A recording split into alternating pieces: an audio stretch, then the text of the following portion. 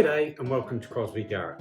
My name is Craig and this is my N-gauge model layout set at the real-life location on the Settleand-Carlise line just prior to its closure in 1952. So it's been a little while since I did an update for the layout. I went to the UK, actually visited the real-life location and took my family there, and we had a great time. I took some video of which I'm hoping to do a bit of a mix of real life location and how it looks, how it should look on the layout, but I haven't quite got around to that video. But I did get the photos and measurements that I wanted of the Platers shed, which as you'll see I've already built and is just in the final stages of painting. So let's jump onto the boards and I'll explain what I've been doing the past few weeks and where I'm up to and the future plans for the next few weeks. So here we are on the boards. I've basically got the Platers huts constructed and finished the top parts of them off. I've still got the bricks to do on the this right hand one and the little pit. I'm not really sure what that's for. Maybe someone can comment in the under the video of what it's for, but yeah, that's made and I've still got to finish painting that. I've started work on the way office.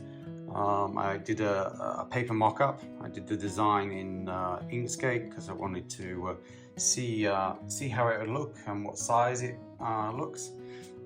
Using the paper, it looks a bit big, but then when I actually compare it with the office on the good shed here, it actually is coming out the right size, so I'm confident that I've got the right measurements. I've had to go on search online for some photos, which has actually been pretty a bit of a challenge, but I've managed to come up with some photos that have been taken fairly recently. And with some measurements that someone else shared with me, I've able to guesstimate how this building is going to be. So I've started doing the cutting out measurements of the building, and as I said, some conversions and sort of rough estimating, because I don't actually have the only measurements I had was pretty much the width of the building and the depth of the building. That's the only measurements I've had, so going off that I've had to do some guesstimations, and I think it's gonna look good.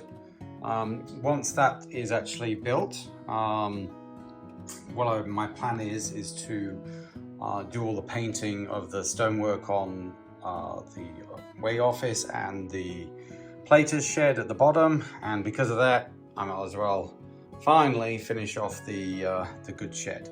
So that's really where the focus has been. I could also, I guess, move on to the house as well and finish that off, since I'll have all the paints out doing those buildings. But I think I'll finish these, especially the good shed, finish those off, and as long as I'm happy with them, then I'll move on to finishing this building.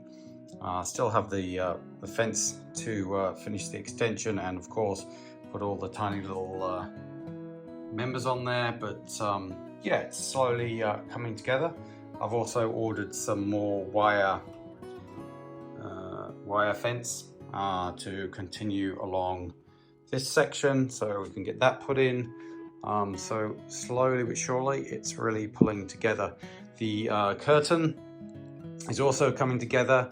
I think it's all cut and sewn. We're just waiting on the Velcro to be sewn onto it, and then I can get that installed as well. But that's really the update. I hope you like what you see. If you do, don't forget to like, subscribe to the channel for more updates. In the meantime, happy modeling. If you would like to continue to see the progress of the model, be sure to subscribe to my channel and like the video. I'll see you next time.